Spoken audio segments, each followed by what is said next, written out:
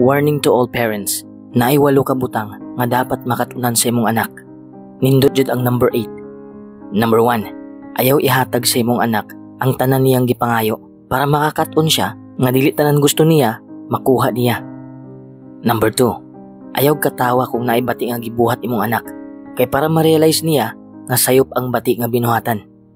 Number 3. Badlo nga imong anak kung naa siya'y nahimong sayop para magdako siya nga maghunahuna nga naay balaod sa kalibutan nga dapat sundon.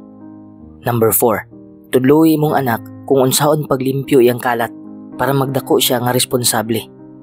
Number 5. Bantayi imong anak kung unsay ang gipangtan-aw sa TV o sa cellphone para magdako siya nga naay nahibalaan kung unsay maayong talan-awon o kung unsay hugaw nga talan-awon.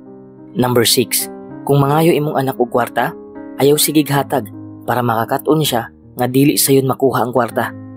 Number 7. Ayaw labani imong anak kung nakabuhat siya sayop sa mga tao para makahuna-huna siya nga usahay siya pud ang sayop.